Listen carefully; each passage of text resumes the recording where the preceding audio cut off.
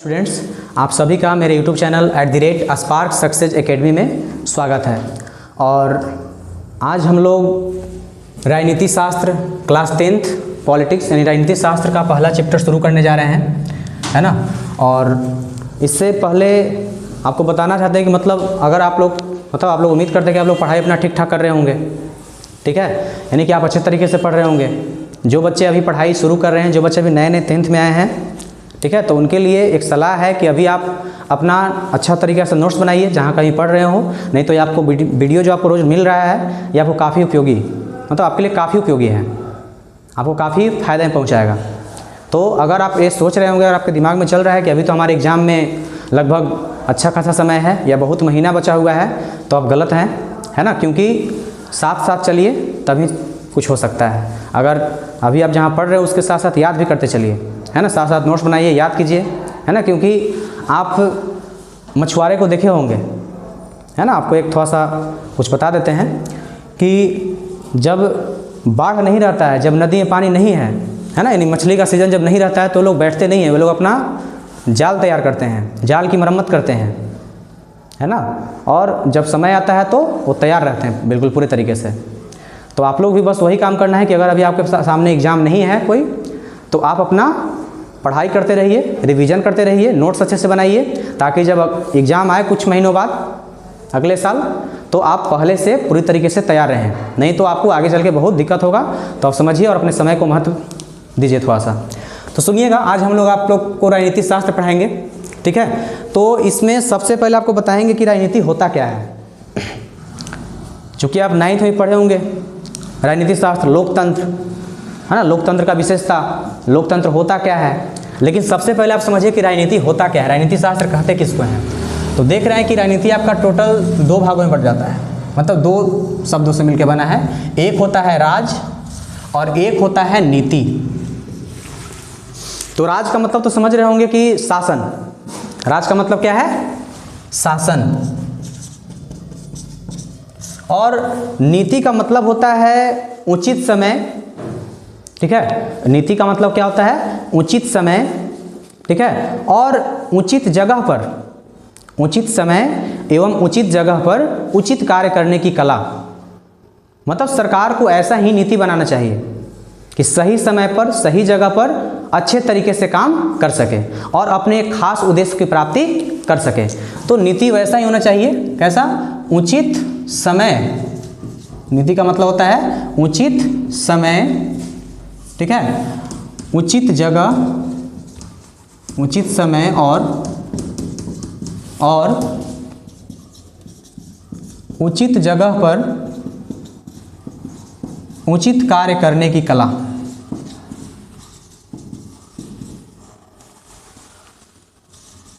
उचित कार्य करने की कला। अर्थात हम कह सकते हैं कि राजनीति शास्त्र का मतलब, साधारण भाषा में अगर समझे तो राजनीति शास्त्र का मतलब सरकार की ऐसी नीतियों से हम किसी भी, देखिए राजनीति शास्त्र में हम लोग पढ़ते क्या हैं? देश का संविधान, राज्य की राज्य में राज्य का सरकार के बारे में पढ़ते हैं। तो चूंकि ये पूरा चैप्टर ही सरकार से घिरा हुआ है, सिस्टम से घिरा हुआ है, ठीक है। तो राजनीति वही कहता है कि राजनीति 2 शब्दों से है, राज का मतलब शासन, नीति का मतलब उचित समय और उचित जगह पर उचित कार्य करने की कला। यानी सरकार को ऐसा ही नीति बनाना चाहिए जो सही समय पे सही जगह पे अच्छा काम करके निकल जाए, ठीक है। तो एक तरीके से कह सकते हैं कि वैसा राजनीति सिखाता है ना, कि वैसा नीति जिससे लोगों का सामाजिक और आर्थिक जीवन का स्तर ऊंचा होता जाए। यानी सार्वजनिक स्तर पर लोगों का सामाजिक रूप से, आर्थिक रूप से, दोनों स्तर से जीवन को क्या करना है? ऊंचा करना है। राजनीति में हम लोग यही पढ़ते हैं कि सरकार हमारे लिए कर क्या रही है, सरकार की हमारे लिए सरकार हमारे लिए कौन कौन सी नीतियाँ बना रही है, ठीक है। तो राजनीति के अंतर्गत हम लोग यही पढ़ते हैं कि लोगों का सामाजिक और आर्थिक जीवन कैसे ऊंचा किया जाए, है ना, और सरकार की क्या नीतियाँ हैं, सरकार के बारे में पढ़ते हैं और किसी भी देश के सरकार के बारे में जानकारी प्राप्त कर सकते हैं। तो राजनीति शास्त्र जो पिता है उनका नाम है अरस्तु, ठीक है। इसमें आपको देखिए क्लास 10th में जो सबसे पहला चैप्टर पढ़ना है उसका नाम है लोकतंत्र में सत्ता की साझेदारी। ध्यान दीजिएगा, इसमें जो आपका पहला चैप्टर है इसमें पढ़ना है कि लोकतंत्र में सत्ता की साझेदारी।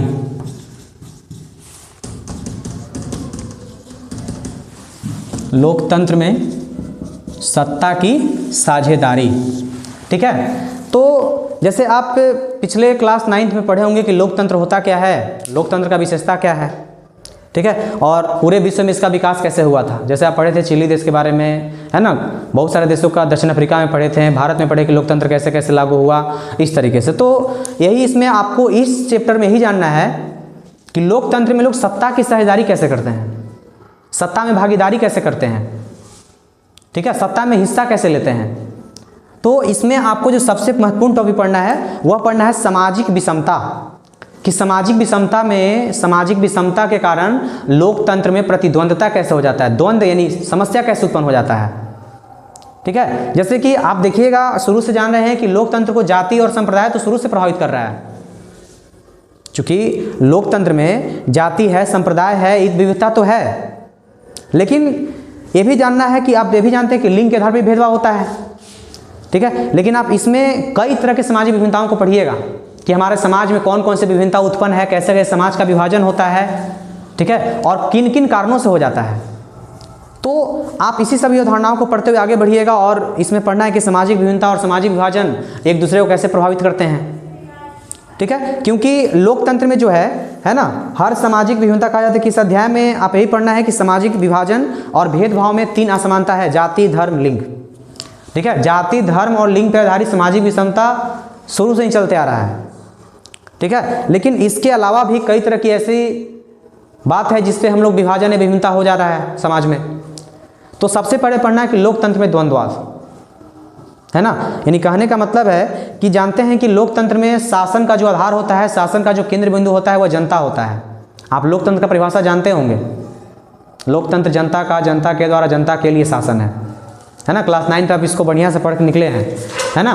तो लोकतंत्र कहा जाता है कि लोकतंत्र एक ऐसा शासन व्यवस्था है ना, जिसमें शासन का आधार जनता ही होता है, और जनता के बात मतलब जनता के हित में ही जनता के प्रतिनिधि काम करते हैं, और जनता की इच्छाओं के विरुद्ध जा नहीं सकते हैं। ठीक है, तो यही कारण है कि लोकतांत्रिक व्यवस्थाओं में जो उभरते द्वंद्व है ना, मतलब लोकतांत्रिक समाज में जो द्वंद्व उत्पन्न होता है, समाज प्रभावित होता है उससे। ठीक है, जैसे कि आप देखिए, इस आपके किताब में 2 घटना दिया है मुख्यतः। ठीक है, एक घटना आपका है 1961 ईस्वी का, है ना। तो अभी तक आप जाने क्या कि लोकतंत्र में, है ना, जो सामाजिक विभाजन और भेदभाव का 3 सामाजिक असमानता है, जाति, धर्म और लिंग। लेकिन इसमें हम बताएंगे आपको कि और भी कुछ कुछ बातें हैं जिनके आधार पे हमारा समाज विभाजित हो गया है, और उसके आधार पे विभिन्नता माना जाता है, और विभिन्नता के आधार पर विभाजन हो जाता है। ठीक है, तो जैसे आप इसमें आपको पढ़ना है 1961 का एक घटना है मुंबई में, है ना। 1961 में होता क्या है ना कि 1961 ईस्वी में मुंबई में मराठियों का जो संख्या रहता है, मराठियों का जो संख्या रहता है मुंबई में उस समय 34% था। ठीक है, और यही संख्या जो होता है 2001 में बढ़ के हो जाता है 57%। कितना परसेंट हो गया? 57%। तो कहा जाता है कि चूँकि उस समय 1961 में और 2001 में दक्षिणी भारत के कई राज्य तो विकसित हो चुके थे, मैसूर हो गया आपका, है ना, बेंगलोर हो गया, चेन्नई हो गया, हैदराबाद हो गया, वो सब विकास के दौर पे थे, विकसित, थोड़ा बहुत वहाँ पे रोजगार का मिलना शुरू हो गया था। तो इस कारण से जैसे गुजरात भी, गुजरात का अहमदाबाद, बड़ोदरा, सूरत, ये जो शहर है सब विकसित शहर है, जहाँ पे उद्योग धंधा का विकास ज़्यादा है। तो इस कारण से मुंबई में लोग, वहाँ के लोग नहीं आते थे, दक्षिण भारत के लोग नहीं जा पाते थे व्यवसाय काम कर, श्रमिक लोग। तो मुख्य लोग बच कौन गए?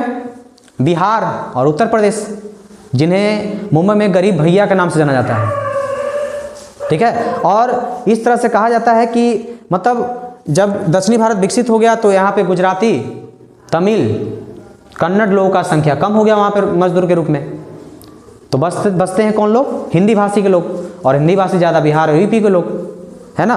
तो ये है कि जो मुंबई का जो इलाका है, मीरा भयवार, थाने हो गया, कल्याण हो गया, ओपी नबी हो गया, ये सब उपनगर हैं। तो एक सर्वे है जिसका नाम मतलब Tata institute of social sciences, इस सर्वे करता और कहता है कि मतलब 49% प्रवासी लोग उत्पादन कार्य में लगे हुए हैं। मतलब मुंबई में 49% जो श्रमिक हो प्रवासी हैं, दूसरे जगहों से आके बसे हुए हैं, और वहाँ पे काम करके अपनी आजीविका चला रहे हैं। ठीक है, तो यही कहा जा रहा है कि इस अध्ययन में मतलब उनको होता क्या है कि ज़्यादा भी संख्या श्रमिक रूप में इन्हीं का है, और उनको वहाँ पे वेतन भी कम है, सुविधा भी कम है। मराठी, मुंबई मराठियों का है ना, मराठी का संख्या वहाँ पे ज़्यादा था। इस कारण से हिंदी भाषी के क्षेत्रों का संख्या ठीक ठाक होते भी इन्हें कई तरह के अधिकारों से वंचित किया गया है ना। मतलब अच्छे खासे वेतन वाले और अच्छे अच्छे पदों वाले जॉबों में मराठियों को रखा जाता था और इनके साथ भेदभाव होता था। ठीक है, तो कहा जाता था कि सभी जगहों पे मराठियों का वर्चस्व था। जो उत्तरी भारत के हिंदी भाषी थे, खास बिहार उत्तर प्रदेश के लोग, उनको मतलब लोग नीच मतलब कह सकते हैं थोड़ा सा हीनता की दृष्टि से देखते थे, मतलब कमजोर वर्ग एक तरीके से कह सकते हैं हम। ठीक है, तो सब जगह में अलग अलग समस्याएं होती है।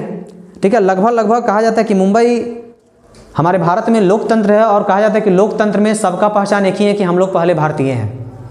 भारत भारतीयों का देश है, ना कि मराठियों का, ना कि बिहारियों का, ना ही यूपी वालों का, ना ही बंगाली का, किसी खास राज्य का देश नहीं है भारत पूरे भारतीयों का देश है।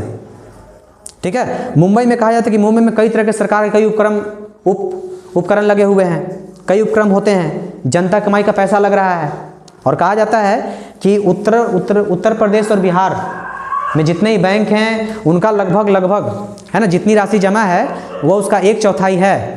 मतलब जितना मुंबई में जितना मतलब पैसा है उसका लगभग 1/4 उत्तरी मतलब बिहार के क्षेत्रों में है, बिहार के बैंकों में है। तो बिहार काफ़ी पीछे है मुंबई से, बहुत ज़्यादा पीछे है, उसका तुलना ही नहीं किया जा सकता है। इस कारण से उनको लोग मतलब हीनता के दृष्टि से देखते थे, है ना। वहाँ पे बिहारियों और यूपी वालों के साथ भेदभाव किया जाता था। ठीक है, लेकिन होता क्या है ना कि लगभग यही राशि जब जमा होता है तो वहाँ लोग मतलब जो मुंबई में भारत सरकार कई उपक्रम लगे हुए हैं, जिसे कहा जाता है कि जितना मतलब पैसा है ना, मतलब मुंबई में कई तरह के भारत सरकार के सार्वजनिक उपक्रम है ना, यानी कि जनता कमाई का पैसा, काफ़ी पैसा लगा है। यानी कि उत्तर प्रदेश और बिहार के बैंकों में जितना राशि जमा है उसका 1/4 वहाँ पे ऋण दिया जाता है। इसी कारण से मुंबई को वित्तीय राजधानी भी कहते हैं, है ना, भारत की वित्तीय राजधानी। ठीक है, और वित्तीय राजधानी मुंबई। लेकिन जब मान के चलिए, है ना, मतलब वित्तीय राजधानी है, लेकिन पिछले कुछ दिनों में, है ना, जनता मतलब राजनेताओं जो हमारे देश के जो राजनेता लोग हैं वह तुष्टीकरण के चलते यानी अपनी उद्देश्यों को पूरे करने के चक्कर में, है ना, कई तरह के वहाँ पे दंगा प्रसाद हुआ, है ना। यानी कि जो मराठियों को भड़काएं और बिहारी लोगों को मतलब उनका संख्या कम है वहाँ पे, प्रवासी हैं, मजदूर हैं, है ना, उनको काफ़ी मारा गया, पीटा गया, कई लोगों का तो मृत्यु हो गया, कई लोग वहाँ से छोड़ के भाग गए। ये घटना था। इसी प्रकार का घटना इसी से मिलता जुलता था रेलवे भर्ती बोर्ड की परीक्षा, है ना, मैसूर में, जहाँ बिहारी छात्रों के साथ मारपीट किया गया। ठीक है, तो आपको इसमें यही ध्यान देना है ना, कि जो भी मारे गए, पीटे गए, है ना, मतलब यहाँ ध्यान देने बात है कि हिंसा कृत्यों में शिकार होने वाले जो व्यक्ति हैं उनका पहचान केवल क्षेत्र विशेष था, ना कि जाति, धर्म और लिंग। जैसे अभी हम कुछ देर पहले आपको बताएं कि लोकतंत्र में असमानता का सबसे बड़ा कारण क्या है, जाति, धर्म और लिंग। और अभी बोले थे आपको कि इसके बावजूद भी कुछ है। जैसे चाहे आप मराठी में जो मजदूर पिटाएं, जिनकी हत्या हो गई, चाहे असम में हुआ, चाहे मैसूर में हुआ बिहारी छात्रों के साथ, तो उनका मतलब विभिन्नता का मतलब कहने का मतलब है जो हिंसा के शिकार हुए उन व्यक्तियों का कोई जाति, धर्म और लिंग मैटर नहीं किया वहाँ पे। हाँ, मैटर किया क्षेत्र विशेष, चूँकि वो क्षेत्र अलग अलग क्षेत्र से थे। कोई इसमें बिहारी था, कोई असमी था, है ना, कोई मैसूर का था, कोई मराठी था। इस कारण से लोगों को पीटा गया या मतलब हिंसात्मक कार्य हुआ। तो इसी तरह से कहते हैं कि निश्चित रूप से हमें लोकतांत्रिक देशों में जो सिद्धांत बढ़ रहा है ना, यह स्वतंत्रता के विरुद्ध व्यवहार ऐसा है। मतलब लोकतंत्र में ऐसा होना ही नहीं चाहिए, है ना। कहीं भी किसी भी व्यक्ति के साथ या किसी भी समूह के साथ या किसी भी राज्य के व्यक्तियों के साथ ऐसा व्यवहार या हिंसात्मक कार्य नहीं होना चाहिए। ठीक है, चूंकि यह लोकतंत्र के विपरीत हो जाता है। लोकतंत्र में जनता का शासन होता है और लोकतंत्र हमें स्वतंत्रता का अधिकार देता है ना, कि कोई व्यक्ति कहीं भी आ जा सकता है, कहीं भी अपना पेशा चुन सकता है, कोई पेशा चुन सकता है और कहीं भी अपना व्यापार व्यवसाय करके अपना रोजी रोटी चला सकता है। लेकिन जो ये घटना हुआ 1961 में, है ना, फिर असम में हुआ, मैसूर में हुआ बिहारी छात्रों के साथ, वो मतलब निंदनीय था उस समय के लिए, ऐसा होना नहीं चाहिए था। लेकिन है ना, कुछ राजनेताओं ने अपने तुष्टीकरण के चलते, है ना, मानवता की भावना को भड़का दिए, मतलब मानव को भड़काया और इस तरह घटना का शिकार हो गए लोग। इस तरह का मिलता जुलता कहानी है मैक्सिको का ओलंपिक समारोह में, है ना, जहाँ पे नस्ल आधारित था, जहाँ पे जो मतलब विरोध का जो स्वरूप था वो नस्ल आधारित था। बेल्जियम में जो कहा जाता है कि बेल्जियम देश है,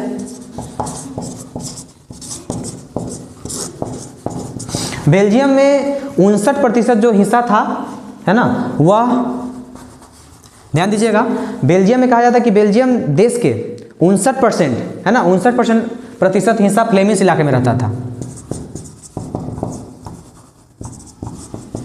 हिस्सा कहाँ रहता था? फ्लेमिश इलाके में रहता था। और वह डच बोलते थे, यानी कि 68% जो थे किस भाषा के थे? डच भाषी थे। ठीक है, और जो बच गए लगभग शेष 40% वह बोलिनिया क्षेत्र में रहते थे। शेष 40% बोलिनिया क्षेत्र में। और ये लोग क्या बोलते थे? ये लोग फ्रेंच भाषी थे। ठीक है, तो फ्रेंच भाषी थे और लगभग कहा जाता है कि राजधानी जो ब्रुसेल्स है, यानी कि जो बेल्जियम की राजधानी हुई है ना, ब्रुसेल्स, इसमें कहा जाता है कि यहाँ का जो 80% लोग जो हैं वो फ्रेंच बोलते हैं और 20% डच बोलते हैं। तो ऑब्जेक्टिव के लिए ध्यान रखिएगा, है ना, बेल्जियम की राजधानी ब्रुसेल्स में, है ना, 80% लोग क्या भाषा बोलते हैं? डच, और 20% लोग फ्रेंच बोलते हैं। तो सोच लीजिए कि जिस देश की राजधानी में, है ना, 80% लोग डच बोल रहे हैं, और यहाँ पे भी देखिए, यहाँ पे भी डच भाषी का संख्या ज़्यादा था, 59% फ्लेमिश इलाके में रहते हैं। ठीक है, तो यहाँ पे लगभग कहा जाता है कि फ्रेंच भाषी लोग ज़्यादा समृद्ध हैं। यानी कहने का मतलब है कि जो 20% यहाँ हो गए, 40% 60% लगभग, लेकिन फिर भी मतलब यहाँ पे जो डच भाषी लोग ज़्यादा थोड़ा सा समृद्ध हुए थे, जबकि डच भाषी लोगों का स्थिति संतोषजनक नहीं था। यानी कि मतलब इतना संख्या, सॉरी गलती हो रहा है, नहीं देखिए, लगभग कहा जाता है कि 80% लोग डच भाषी थे बेल्जियम की राजधानी में और 20% फ्रेंच थे, लेकिन फिर भी यहाँ पे फ्रेंच का स्थिति काफ़ी संतोषजनक था, है ना। लेकिन डच लोगों का मतलब डच लोगों का जो स्थिति काफ़ी संतोषजनक नहीं था। तो स्वाभाविक सा बात है कि दोनों समूह में तनाव बढ़ेगा और यहीं से द्वंद्ववाद का प्रक्रिया शुरू हो जाता है। ठीक है, यानी कहने का मतलब यही है कि राज्य सरकारें केंद्रीय सरकार के अधीन नहीं थी। यानी कि दोनों समुदाय में देखिए, ब्रुसेल्स सरकार अलग सरकार था, दोनों में, संस्कृति को लेकर के, शिक्षा को लेकर के, भाषा को लेकर के, है ना, डच, फ्रेंच, जर्मन, मतलब सब लोग चुनाव का सामुदायिक, है ना, सरकार बनाते हैं। अर्थात बेल्जियम में सामाजिक विभाजन का आधार जो था वह नस्ल और जाति नहीं बल्कि भाषा बन गया, है ना। ये दोनों जगह पे सरकार अलग अलग बन गया, है ना। यानी कहने का मतलब है कि बेल्जियम में देखिए, बेल्जियम में 59% हिस्सा फ्लेमिश इलाके में रहते थे जो डच भाषी थे, और शेष 40 बच के वो बोलिनिया क्षेत्र में रहते थे जो फ्रेंच भाषी थे। और इसका जो राजधानी था ब्रुसेल्स, ये लोग 80% डच और यहाँ पे 20% फ्रेंच, लेकिन फिर भी स्थिति किनका ठीक था? फ्रेंच का। दोनों जगह सरकार अलग अलग, राज्य सरकार अलग अलग है दोनों का। तो कहने का तात्पर्य यही है कि यहाँ पे विभाजन का जो आधार था, है ना, यहाँ पे जाति और नस्ल मैटर नहीं किया, यहाँ पे सामाजिक विभाजन का जो आधार हो गया वह भाषा बन गया। तो ये क्वेश्चन पूछता है कि बेल्जियम में सामाजिक विभाजन का आधार क्या था? तो क्या लिखना है? भाषा। ठीक है, इस तरीके से। ठीक है, तो बेल्जियम में 59% था डच भाषी फ्लेमिश इलाके में, बोलिनिया में 40% फ्रेंच भाषी, राजधानी ब्रुसेल्स में किसका ज़्यादा था? डच वालों का, लेकिन स्थिति ठीक ठाक फ्रेंच वालों का। ठीक है, तो सामाजिक विभाजन का आधार यहाँ पे ना तो जाति मैटर किया, ना धर्म मैटर किया, ना लिंग मैटर किया, ना नस्ल मैटर करता है। मैटर क्या किया? भाषा। यानी कि अभी तक हम 2 घटना पढ़े, एक और अभी पढ़ाया था आपको, मैक्सिको के ओलंपिक समारोह में नस्ल आधारित था विभाजन। ठीक है, तो इन दोनों घटना से यही सीखे कि कहीं भी जाति, धर्म और लिंग मैटर नहीं किया। यहाँ पे क्षेत्र, है ना, यहाँ पे सामाजिक विभाजन का जो मतलब जो हिंसात्मक कार्य हुआ मुंबई में, चाहे असम इस सब में, वहाँ पे सामाजिक विभाजन का आधार क्या रहा? क्षेत्र था, जबकि यहाँ पे भाषा है। तो यही कहा जाता है कि परंतु इसके विरुद्ध जो है सामाजिक विभाजन बहुत जटिल होता है। यहाँ जैसे देखिए, आज हम लोग के जैसे अगर आप उत्तरी भारत ले लीजिए, दक्षिणी भारत ले लीजिए, यहाँ पे भाषा में भी अंतर है, सभ्यता संस्कृति में भी सब अंतर हो जाता है, खास करके, है ना। जैसे आज देखिए, दलित लोग का अपना अपना समस्या है, पिछड़े लोग का अलग, मतलब दलित और पिछड़े लोग का अलग अलग अपना समस्या है, जातीय हितों में टकराव चलता है। बिहार में अभी हाल ही महादलित और दलितों के नया पहचान बना, है ना। इन सभी के कारण लोकतंत्र पर इसका स्वाभाविक से प्रभाव पड़ता ही पड़ता है ना। दलितों का स्थिति समाज में ठीक ठाक नहीं है ना, सवर्णों का स्थिति ठीक ठाक है। तो कहने का मतलब यही है कि समाज में भेदभाव, विभिन्नता का आधार जो है, विभाजन का जो आधार है ना, धर्म जाति ही नहीं होता है। ठीक है, बल्कि बहुत मतलब क्षेत्र भी होता है, भाषा भी होता है, नस्ल भी होता है ना, कई तरह के, मतलब जिसको मान लीजिए कि अगर, है ना, विभाजन होना ही है, विभिन्नता अगर हर तरीके से हो सकता है ना। हर व्यक्ति, मतलब सही व्यक्ति में समानता नहीं मिलता है। धर्म, जाति, लिंग, रंग, रूप, आकार, है ना, क्षेत्र, ठीक है, भाषा, सब अलग अलग है। तो विभिन्नता के कई कारण हैं, लेकिन है ना, सामंजस्य बैठा करके हमें आगे बढ़ना चाहिए, नहीं तो विभाजन के कई आधार हो सकते हैं, बहुत सारा विभिन्नता बनाया जा सकता है। ठीक है, ऐसे कहा जाए, देखिए लोकतांत्रिक व्यवस्था में अगर सामाजिक विभाजन का स्वरूप देखिएगा तो यहाँ पे कहा जाता है कि देखिए सामाजिक विभाजन के विभिन्न स्वरूप होते हैं और इस भेदभाव के विरोध में, है ना, अलग अलग तरीके भी होते हैं सामाजिक विभाजन के। और लगभग कहा जाता है कि क्षेत्रीय भावना के आधार पर समाज विभाजन हुआ। जैसे अभी आप देखें मुंबई, दिल्ली, है ना, कोलकाता में उत्तरी बिहारी और उत्तर प्रदेश के लोगों के साथ हिंसात्मक व्यवहार होता है। अभी हाल ही के हाल ही में अगर आप न्यूज़ देखे होंगे तो दो साल शायद पहले, है ना, तमिलनाडु में बिहारी को पीटा गया। तो ये सब जाति धर्म लिंग मैटर नहीं कर रहा, सब तो भारतीय ही हैं, लेकिन क्षेत्र मैटर कर जा रहा है। तो ये भी दिमाग बैठाना चाहिए कि सब लोकतंत्र के विपरीत व्यवहार है और ऐसा जो सोचते हैं ऐसा करते हैं, है ना, ऐसा होना ही नहीं चाहिए लोकतंत्र में। भारत का पहचान क्या है? भारत का खूबसूरती है मतलब विविधता में एकता वाला देश।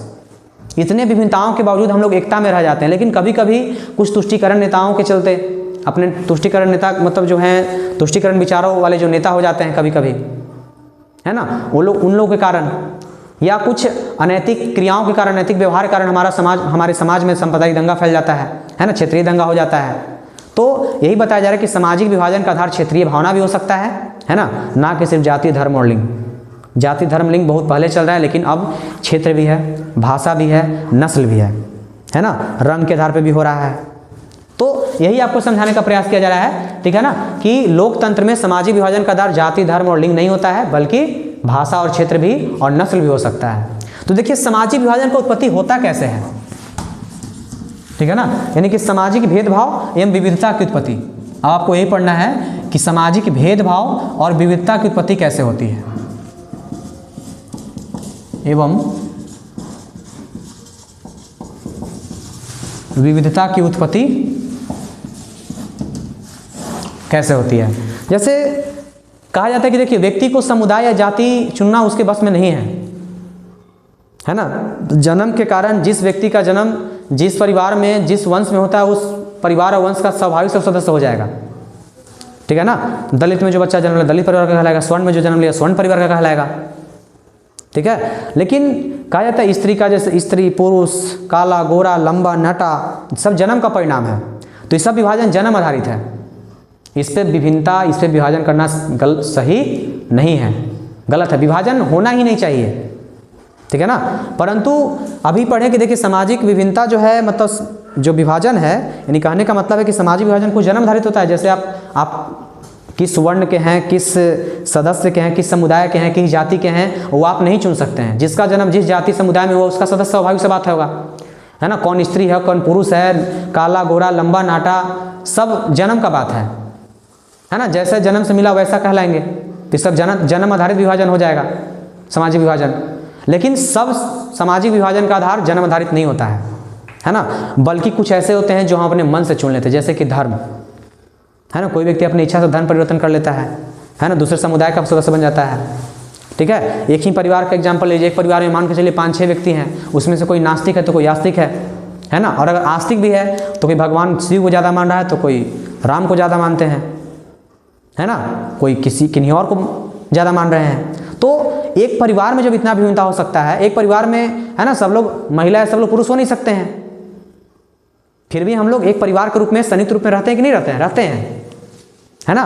तो जब एक परिवार में हम जो रह रहे हैं तो पूरे देश में भी रह सकते हैं, है ना। तो कुछ विभाजन होता है इच्छा आधारित भी हो जाता है, जाति धर्म लिंग, है ना। जब आदमी धर्म चेंज करता है तो समुदाय बदल ही जाएगा, स्वाभाविक सी बात है ना। कोई व्यक्ति एक ही परिवार में 3-4 पुरुष हैं, कोई नौकरी कर रहा है तो कोई खेती बाड़ी कर रहा है तो कोई, है ना, व्यापार कर रहा है तो कोई बिजनेस कर रहा है, कुछ भी कर रहा है, उसमें विभिन्नता है। तो क्या हम सबके आधार पर विभाजन करेंगे? ऐसा करना गलत है, बल्कि सामंजस्य बैठाइए, है ना, एडजस्टमेंट कीजिए, है कि नहीं है। तो इसी तरीके से कहा संभव है कि मतलब सभी तरह के लोग अलग अलग काम करें, उनका समुदाय अलग, समुदाय के हित अलग अलग हो जाएगा। तो विभिन्नता बहुत ज़्यादा है ना, बल्कि हमें मतलब विभिन्नता तो बहुत ज़्यादा है, परंतु हमें हित अपना अपना समान रखना, यानी कि अपना अपना सोच विचार भलाई सब एक समान रखिए, तब जाकर के समाज से विभिन्नताओं को हम हटा सकते हैं और सामाजिक विभाजन को रोक सकते हैं, ठीक है। तो कहने का मतलब है कि जब उनका समुदाय अलग हो जाए किसी व्यक्ति का तो उनका विचार भी अलग हो सकता है, और जब यही विचार अलग होता है तो समाज में विभाजन हो जाता है, समझ गया ना। तो सामाजिक भेदभाव और विविधता की उत्पत्ति, कुछ विविधता जन्म आधारित मिलता है, कुछ हम लोग जन्म के बाद हो जाता है, कुछ इच्छा रहित हो जाता है, इच्छा से हो जाता है, धर्म जाति लिंग सब परिवर्तन के कारण हो जाता है ना। और जब ये सब चेंज होगा तो विचार भी स्वाभाविक सी बात है कि बदलेगा ही बदलेगा। ठीक है। तो कोई कहा जाता है कोई आवश्यक नहीं है कि सभी सामाजिक विभिन्नता सामाजिक विभाजन का आधार होते हैं। मतलब जितना अभी हम बताएं सामाजिक विभिन्नता, जैसे कि है ना, स्त्री पुरुष, काला गोरा लंबा नाटा, है ना, माने अलग धर्म अलग वंश सदस्य, तो यह जरूरी नहीं है कि हर सामाजिक विभिन्नता, समाज में तो बहुत विभिन्नता है, तो हर सामाजिक विभिन्नता सामाजिक विभाजन का आधार होता नहीं है ना, बल्कि कुछ विभिन्नता जब इससे ऊपर उठ जाते हैं, अपने हित अपने सोच से अलग हो जाते हैं, है ना, तब जाके समाज में सामाजिक विभाजन होने लगता है ना। जैसे कि उदाहरण में अभी आप महाराष्ट्र के बारे में पढ़ें, है ना, जब मराठियों में जब हिंसा का शिकार जो व्यक्ति थे, उनका ना तो जाति भिन्न था, ना धर्म भिन्न था, ना लिंग भिन्न था, बल्कि उनका क्षेत्र, है ना, अलग अलग था। लेकिन मतलब कहने का मतलब उनका क्षेत्र तो भारतीय था, लेकिन राज्य अलग अलग हो गया सबका, है ना। पेशा से सब लोग तो एक ही ठीक ठाक व्यक्ति थे, सब काम करने गए थे वहाँ पे, है ना, वो लोग भी कमा रहे थे, वहाँ के लोग भी कमा रहे थे जो यहाँ से गए थे, लेकिन फिर भी यहाँ पे क्षेत्र मैटर कर दिया।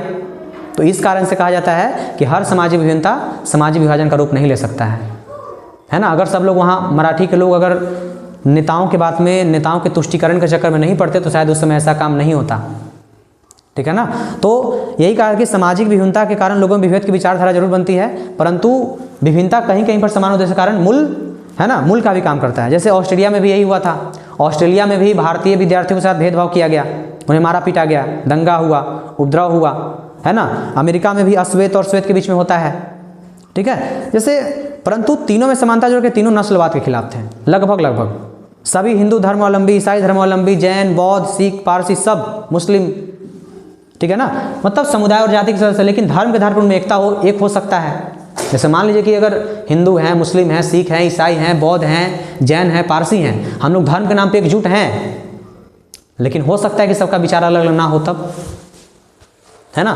तो जब विचार अलग अलग नहीं होगा तो फिर विभाजन हो जाएगा।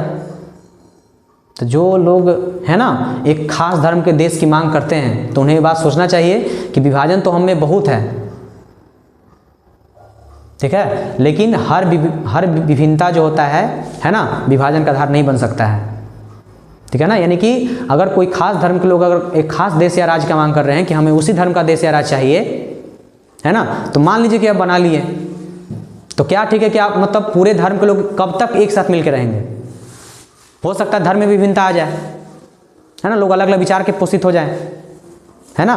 तो जब तक विचारधारा सेम है, कितना भी विभिन्नता है, अगर विचारधारा सेम है तो विभाजन समाज में नहीं हो सकता है। लेकिन जब कुछ सामाजिक विभिन्नता अन्य विभिन्नताओं से जब ऊपर बढ़ने लगते हैं तो समाज में विभाजन हो जाएगा, ठीक है। जैसे निष्कर्ष हम कर सकते हैं कि जैसे हम सभी का एक से ज़्यादा पहचान होता है, जैसे हम लोग जानते हैं हम लोग भारत में रहते हैं तो हम लोग को एकल नागरिकता है ना, कि हम लोग सब लोग क्या हैं, भारतीय हैं।